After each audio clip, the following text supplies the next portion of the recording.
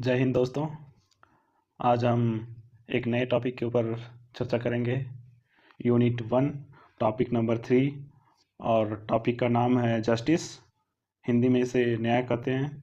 इसके ऊपर हम लोग आज विशेष रूप से चर्चा करेंगे कि जस्टिस क्या होता है और इसके विचारधारा, इसकी विचारकों को जानेंगे। जस्टिस जस्टिस सबसे पहले आता है न्याय। न्याय क्या होता है? न्याय सब जगह अलग अलग होता है। न्याय का अर्थ सब जगह अलग होता है, लेकिन इसका अर्थ को पॉलिटिकल साइंस ने यूनिवर्सल बनाने का प्रयास किया। पॉलिटिकल साइंस ने न्याय को सार्वभौम बनाने का प्रयास किया कुछ हद तक, कि इसका जो व्हाट इज जस्टिस का जो मीनिंग होता है कि न्याय क्या है, तो इसमें हम लोग देखते हैं कि समाज द्वारा स्वीकृत नियमों का उस समाज के सदस्यों द्वारा पालन किया जाना। मतलब कि समाज के द्वारा जो नियम बनाए जाते हैं, वह नियम उस समाज में रहने वाले लोगों के द्वारा जो पालन किया जाता है, वह न्याय कहलाता है। लेकिन जो नियम होंगे वह सभी समाज में एक जैसा नहीं होंगे। ऐसा भी हो सकता है कि कुछ समाज में वो नियम सेम ही हो, लेकिन कुछ समाज में अलग हो, भिन्नता हो उसमें। जैसे कि हम लोग देखते हैं इंडिया में जो नागालैंड के लोग समाज में जो वहाँ पे नियम होंगे, वही नियम हूबहू हमारे यूपी, बिहार, दिल्ली जैसे जगहों पे वो नियम नहीं होंगे। यहाँ पे जो नियम है समाज में, वो कुछ वहाँ से भिन्न होंगे। तो वहाँ पे उस समाज के द्वारा जो स्वीकृत नियमों के द्वारा जो लोगों के द्वारा पालन किया जाता है, उसी को हम लोग न्याय कहते हैं। हम लोग न्याय को, हमने जो ये जस्टिस लिखा है, इसमें ये बहुत ही बड़ा है। इसमें देखते हैं हम लोग क्या क्या शामिल है इस जस्टिस में। हम लोग अगर किसी को अगर न्याय देते हैं, जस्टिस देते हैं, तो उसके अंदर लिबर्टी आता है, मतलब स्वतंत्रता। अगर किसी को अगर न्याय मिलेगा तो उसको स्वतंत्रता स्वयं प्राप्त हो जाएगा। और दूसरा में देखें, हम लोग अगर किसी को न्याय देते हैं और स्वतंत्रता भी रहता है उसको, तो इक्वलिटी अपने आप उसको मिल जाती है। और जस्टिस के लिए जो सबसे महत्वपूर्ण है, वो ब्रदरहुड, बंधुत्व, भाईचारा, ये न्याय में बहुत ही आवश्यक है। यहाँ पे हम लोगों ने जस्टिस को देखा। अब हम लोग देखेंगे जस्टिस का हम लोग क्लासिफिकेशन कैसे कर सकते हैं। इसको हम लोग पहले कॉन्स्टिट्यूशनल जस्टिस यानी संवैधानिक न्याय, दूसरा पॉलिटिकल जस्टिस, तीसरा मोरल जस्टिस, चौथा इकोनॉमिक जस्टिस, आर्थिक न्याय। मोरल जस्टिस मीन्स नैतिक न्याय। और पांचवा और सबसे इम्पोर्टेंट सोशल जस्टिस, सामाजिक न्याय। कॉन्स्टिट्यूशनल जस्टिस मतलब जो संवैधानिक अधिकार हम लोग को मिलता है उसका। पॉलिटिकल जस्टिस मतलब हमें राजनीतिक न्याय, मतलब जैसे कि किसी को भी मत देने का अधिकार हो, तो वो अधिकार उसको मिले, वो सबको प्राप्त हो। जो एक आयु सीमा के बाद मिलता है, वो सबको एक न्याय के रूप में प्राप्त हो, किसी के साथ इसमें भेदभाव नहीं किया जाए। आर्थिक जस्टिस मतलब आर्थिक न्याय, इसमें किसी को भी रोजगार का जो है वो न्याय प्राप्त है, उसको बिजनेस करने का अधिकार मिला हुआ है। मोरल जस्टिस मतलब नैतिक न्याय, इसमें हम लोग अगर किसी के ऊपर अगर कुछ गलती हो रहा है, कहीं पे गलती हो रहा है, मान लीजिए दो किसी में लड़ाई हो गया, और जो जिसकी गलती थी उसको सजा नहीं मिली, लेकिन जिसकी गलती नहीं थी उसको सजा अगर मिल जाती है, तो हम लोगों का अंदर आत्मा जो कहती है, हमारा नैतिक ज्ञान जो है, हमको वो जो अंदर आत्मा से निकलता है कि नहीं इसके साथ गलत हुआ, उसी को कहते हैं मोरल जस्टिस, नैतिक न्याय। और पांचवा हो गया सोशल जस्टिस, सामाजिक न्याय। यह सबसे बड़ा अभी न्याय जो है वो सोशल जस्टिस को माना गया है। आज के टाइम में कंटेम्परेरी वर्ल्ड में, यानी समकालीन विश्व में, जो सोशल जस्टिस को ही अपनाया गया है, क्योंकि कंटेम्परेरी वर्ल्ड में ऐसी कहानी हो गई, constitutional justice plus political justice plus economic justice plus moral justice equal to social justice. आज पूरे विश्व में जिस विचार को सबसे ज़्यादा स्वीकारा जा रहा है, वो है सामाजिक न्याय। आज पूरे विश्व की मांग है सामाजिक न्याय, क्योंकि आज के टाइम में जो पूरी न्याय की कहानी है, वो सामाजिक न्याय के इर्द गिर्द आके रुक जाती है। यहाँ तक की बातें आपको समझ में आ गई होगी। तो इसके आगे हम लोग, अगर मान लीजिए आपको कोई पूछ ले कि न्याय का क्या गुण होता है, कि मान लीजिए आपको पूछे कि न्याय का जो गुण है वो क्या है, तो आप कहिएगा कि न्याय का दो गुण होता है। पहला समानता और दूसरा निष्पक्षता। समानता न्याय में समानता हो, किसी के ऊपर भेदभाव नहीं हो, और निष्पक्षता मतलब किसी का पक्ष ना लिया जाए। इसमें जो न्यायाधीश होंगे वो न्याय जो करेंगे वो समानता और निष्पक्षता के आधार पर न्याय करेंगे। यहाँ तक की बातें मेरे दोस्तों क्लियर हो गई होगी। यहाँ तक जो हम लोग देखें, ये देखें व्हाट इज जस्टिस, कि न्याय क्या है। अब आइए इसके आगे देखते हैं। यहाँ पे हम लोग लिखेंगे जस्टिस। जस्टिस को हिंदी में हम लोग न्याय कहते हैं।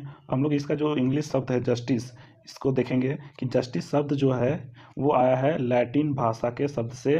इसका लैटिन भाषा के किस शब्द से? जस्टिया शब्द से जस्टिस आया है। और जस्टिस को हम लोग इसका इंग्लिश में जो इसका मतलब होता है टू यूनाइट, मतलब बांधना या जोड़ना। जस्टिस का अर्थ होता है बांधना या जोड़ना। अब यहाँ तक हम लोगों ने जो देखा जस्टिस को, इसमें से इम्पोर्टेंट है, इससे क्वेश्चन भी आ सकता है कि जस्टिस किस भाषा से लिया गया है, इसका मीनिंग क्या होता है, ये इंपॉर्टेंट है। यहाँ तक हम लोगों ने जस्टिस को देखा, व्हाट इज जस्टिस, जस्टिस के टाइप्स देखें, उसके गुण देखे, उसका मीनिंग देखा। अब आइए हम लोग इसको और ब्रॉड वे में समझने का प्रयास करेंगे। और इसके ब्रॉड वे में समझने के लिए हम लोग इसके थिंकर्स को पढ़ेंगे, तो यहाँ से हम लोग को और अधिक बढ़िया से जानकारी मिलेगी। तो हेडिंग डालिएगा थ्योरीज ऑफ जस्टिस। इसको हिंदी में हम क्या कहेंगे? न्याय के सिद्धांत। यहाँ पे हम बात करें सिद्धांत का, तो सिद्धांत कौन देता है? सिद्धांत देते हैं थिंकर, विचारक। विचारक जो है वो बहुत ही अध्ययन करते हैं, रिसर्च करते हैं, उसके बाद कोई अपना सिद्धांत देते हैं। तो इसमें हम लोग सिद्धांत जो है जस्टिस का वो दो तरह का देखेंगे। एक पहला एंशियंट देखेंगे और दूसरा मॉडर्न देखेंगे। एंशियंट मतलब प्राचीन, मॉडर्न मतलब नवीन, इसको आधुनिक कहते हैं, आधुनिक विचारक। एंशियंट विचारक में पहला जो आ जाएंगे सिफोलेस, दूसरा थ्यूसिमैक्स, तीसरा ग्लेकन, चौथा प्लेटो और पांचवा अरस्तु। और मॉडर्न में जो हम आते हैं, इसमें सबसे बड़ा नाम जो है वो रूसो का है, हेयल, नॉजिक, ये आधुनिक विचारक हैं। इसमें हम लोग सबसे पहले देखेंगे प्राचीन विचार देखेंगे। न्याय का जो सबसे पहला सिद्धांत है वो ट्रेडिशनल थ्योरी ऑफ जस्टिस है, माने कि परंपरागत सिद्धांत। और इसमें जो थिंकर जो इसको दिया है वो है सेफोलिस। ये जो सेफोलिस था वो सोफिस्ट था। सोफिस्ट आप ये समझिए कि प्लेटो के पहले और सुकरात के साथ साथ के टाइम का कुछ ऐसे टीचर्स का विकास हो गया था जो पैसा लेकर पढ़ाते थे, जो लोगों को भौतिक ज्ञान देते थे और उनकी पर्सनैलिटी को डेवलप करते थे। और इन सब चीज़ को जो टीचर्स करते थे और जो उनसे पैसा लेते थे वो कहलाते थे सोफिस्ट। सिफोलिस जो हैं वो सोफिस्ट विचारक हैं। इनसे पूछा गया कि न्याय क्या है, न्याय के बारे में तुम क्या कहते हो? तो इनका कहना था कि मेरी नज़र में न्याय या जस्टिस के दो पैमाने हैं। पहला कहता है सत्य बोलना, दूसरा कहता है कर्जा चुकाना। कहता है कि मेरे लिए तो न्याय वही है, पहला सच बोलना, दूसरा अगर किसी का अगर तुम्हारे ऊपर क्रेडिट है तो उस कर्जे को चुकाना। ये इसके नज़र में ये कहता है कि मेरे नज़र में तो यही दो न्याय है। इसने जो कहा सत्य बोलना और कर्ज चुकाना, सत्य बोलना जो है वो है कि अगर आदमी कहीं जाता है तो या फिर परिस्थिति के अनुसार वो झूठ भी बोल सकता है। अगर किसी के जीवन और मरण का भी सवाल है तो वहाँ पे तो वो सत्य नहीं बोल सकता है ना, वहाँ पे तो वो झूठ बोलेगा। तो ये बात यहाँ पे इसका कट गया। दूसरा कर्ज चुकाना, अगर किसी के पास कर्ज चुकाने का पैसा नहीं है या फिर वो कर्ज नहीं चुका पाता तो उसको आप फांसी पर तो नहीं लटका देंगे ना। तो यहाँ पे ये दोनों बात इसका कट जाता है। अब इससे आगे आते तो बात आता है रिवोल्यूशनरी थ्योरी ऑफ जस्टिस, क्रांतिकारी न्याय सिद्धांत। तो इसमें थ्रेसिमेकस जो हैं, थ्रेसिमेकस यहाँ बोलते हैं, ये भी अलग विचारक हैं, ये भी सोफिस्ट हैं। इनका जो न्याय के ऊपर विचार था वो कहते हैं शक्तिशाली का हित ही न्याय है, मतलब जिसकी लाठी उसकी भैंस।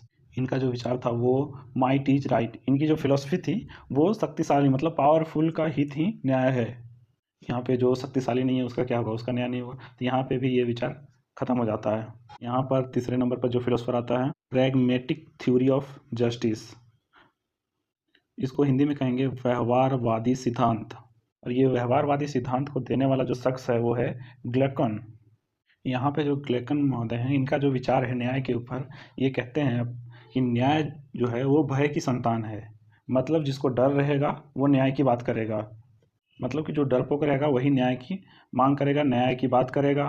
और दूसरा ये कहते हैं कि कमज़ोर की मांग न्याय है, मतलब कि जो कमज़ोर वर्ग है, जो गरीब है या कमज़ोर है, वही न्याय की बात करता है, वही न्याय की मांग करता है। जैसे कि मान लीजिए एक गांव में मतलब ठाकुर साहब जैसे हैं, वो गरीबों को सताते थे, गरीबों के ऊपर अत्याचार करते थे, तो वहाँ पे जो गरीब लोग हैं वही न्याय की बात करेंगे, ठाकुर साहब वहाँ पे न्याय की बात नहीं करेंगे। यहाँ पे इन्होंने बहुत बड़ी बात कह दी। ये जो है न्याय की नस को पकड़े हुए हैं। इनका जो ये कथन है दो, ये एग्जाम में आपका पूछ सकता है कि न्याय भय की संतान, ये किसके कथन है। या दूसरा पूछ सकता है कमजोरों की मांग न्याय, या किसका कथन है। तो ये जो कथन है वो ग्लैकन का है। इन तीनों को देखकर, इन तीनों के बातों को आगे चलकर प्लेटो आते हैं। इन तीनों ने प्लेटो से पूछा कि आप न्याय को क्या कहते हैं, न्याय के ऊपर आपकी फिलॉसफी क्या है, कि तुम बहुत बड़े विद्वान हो, तुम बताओ कि न्याय क्या है। हम तो बहुत बेवकूफ़ हैं, तुम विद्वान हो तो तुम हमें न्याय की बात बताओ। ये तीनों कहते हैं प्लेटो से। यहाँ पे हम प्लेटो का बात जानने से पहले हम देख लेंगे कि प्लेटो का जो बुक है रिपब्लिक, जिस जो उसका बहुत बड़ा बुक है, सबसे बड़ा बुक है रिपब्लिक, उसमें जो उन्होंने बात की है जस्टिस की बात की है, न्याय की बात की है।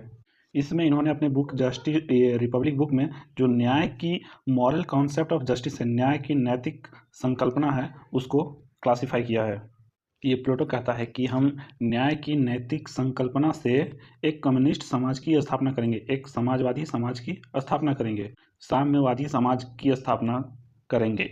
इसमें कहते हैं कि ये साम्यवाद जो है वो कौन सा साम्यवाद है, मार्क्स वाला, मारधार वाला नहीं। इनका जो साम्यवाद की बात करते हैं वो मोरल साम्यवाद की बात करते हैं। ये कहते हैं शुद्ध साम्यवाद की बात करते हैं। अगर आपको एक क्वेश्चन मिल जाए कि मॉरल कॉन्सेप्ट ऑफ जस्टिस प्लेटो का क्या है, तो आप सीधा कहेंगे उसका जो ऑब्जेक्टिव है वो है कम्युनिस्ट सोसाइटी की स्थापना करना, यानी साम्यवाद समाज की स्थापना करना।